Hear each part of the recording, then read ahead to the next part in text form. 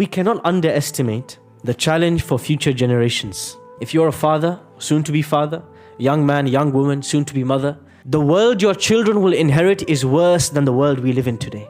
The Prophet ﷺ said, a famous hadith, every time, every century, every era will be worse than the one before. The Prophet promises us, times are only going to get worse, they're not going to get better. The fitna is only going to get worse. The tests are going to only get worse.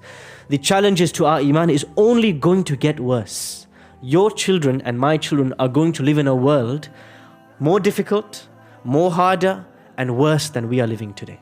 The greatest gift Allah can give us is to keep them on the straight path. So we have to beg Allah for this gift.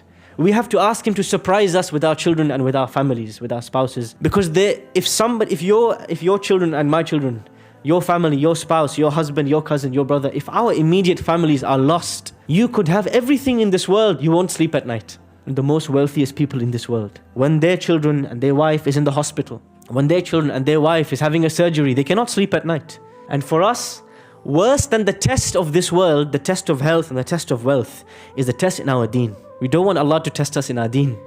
Test me in my health. Oh Allah, test me in my wealth. Oh Allah, test me in my finances. But don't test me in my deen. Allahumma la taftinna fi dinina. This was one of the supplications of the Prophet sallallahu alaihi wasallam. Oh Allah, don't try me, don't put me on a trial when it comes to my deen.